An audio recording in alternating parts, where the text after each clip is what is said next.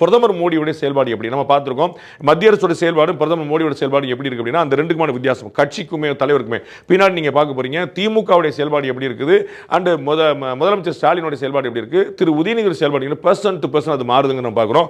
அந்த வகையில் பிரதமர் மோடியோட செயல்பாடு எப்படி இருக்குன்னு பார்த்தீங்கன்னா அதில் வந்து மோசங்க அப்படின்னு 30% கொடுத்துருக்காங்க. நம்ம வந்து மோசங்கிறது போன முறை வந்து 31% இருந்துச்சு அந்த மத்திய அரசுக்கு, இங்கே 30% கம்மியாக இருக்குங்கிற பார்க்குறோம். சூப்பராக இருக்கு அப்படின்னு சொல்லி 32% மக்கள் சொல்லியிருக்க பார்க்குறோம். அவருடைய மத்திய பாரத பிரதமர் நரேந்திர மோடி செயல்பாடு சூப்பராக இருக்குன்னு 32% மக்கள் சொன்னதை பார்க்குறோம். பரவாயில்லைங்க, அது வந்து நம்ம கருத்து இல்லைங்க, பரவாயில்ல 38% சொன்ன மக்கள் சொல்ல பார்க்குறோம். ஸோ 1% கூடுதலாக வந்து பாசிட்டிவானதும் 1% கம்மியாக வந்து நெகட்டிவானது வந்திருக்கு பார்க்குறோம்.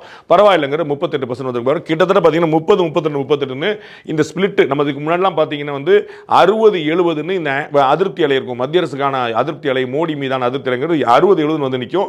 10-20 தான் இந்த பக்கம் நிற்கும். அது எப்படி கிராஜுவலாக கொண்டு வந்து இன்னைக்கு வந்து பார்த்தீங்கன்னா கிட்டத்தட்ட 30 அப்படிங்கிற மாதிரி வந்து நிற்கும் பாருங்க, 33 அப்படிங்கிற மாதிரி வந்து நிற்குங்கிற பார்க்குறோம் பிரதமர் மோடியோட செயல்பாடு. ஒரு தலைவராக மாறணும் உங்களுக்கு தேவை. ராஜன் வீரமணி எழுதிய பொக்கிஷமான புத்தகம் தேர்தலில் உறுதியாக வெற்றி பெறுவது எப்படி, இப்பவே ஆர்டர் பண்ணுங்க. 2 நாள் சிறப்பு பயிற்சியிலையும் கலந்துக்கங்க.